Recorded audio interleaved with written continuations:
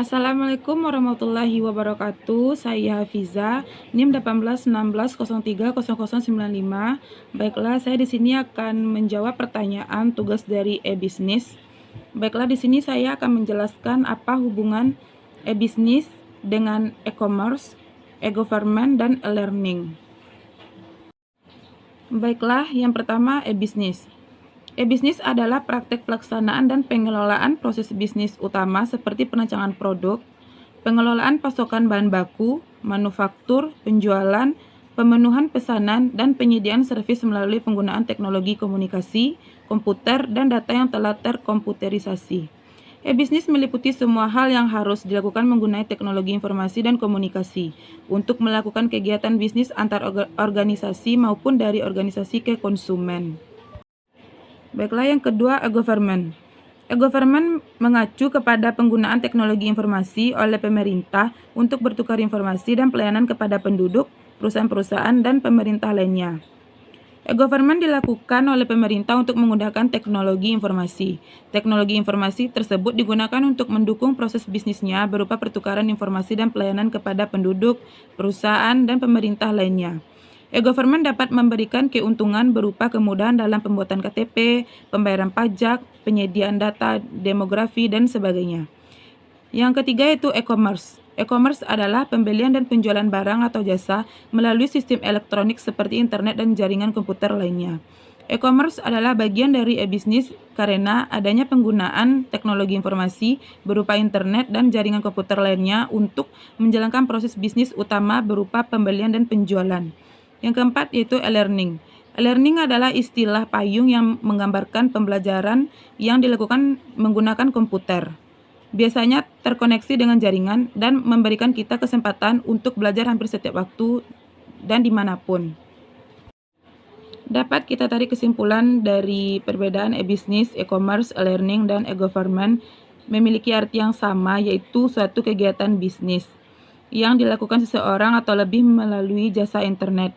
Yang membedakannya hanyalah dalam e-bisnis dan e-commerce, kegiatan yang dilakukan oleh pebisnis yaitu kegiatan untuk transaksi jual beli barang atau jasa tertentu melalui jasa internet. Sedangkan dalam e-learning hanya menggunakan jasa internet untuk melakukan pembelajaran atau melakukan transaksi. Contohnya pembayaran SNMPTN secara online, pembayaran uang SPP, dan lain sebagainya, hanya berguna dalam pendidikan. Dalam hal ini, e-learning dapat menjadi bagian dari e-bisnis jika pembelajaran menjadi salah satu proses bisnis utama dari organisasi dan pemerintah lainnya yang dianggap berguna dalam melakukan proses e-government itu penggunaan teknologi informasi oleh pemerintah untuk bertukar informasi dan pelayanan kepada penduduk, perusahaan-perusahaan, dan pemerintah lainnya.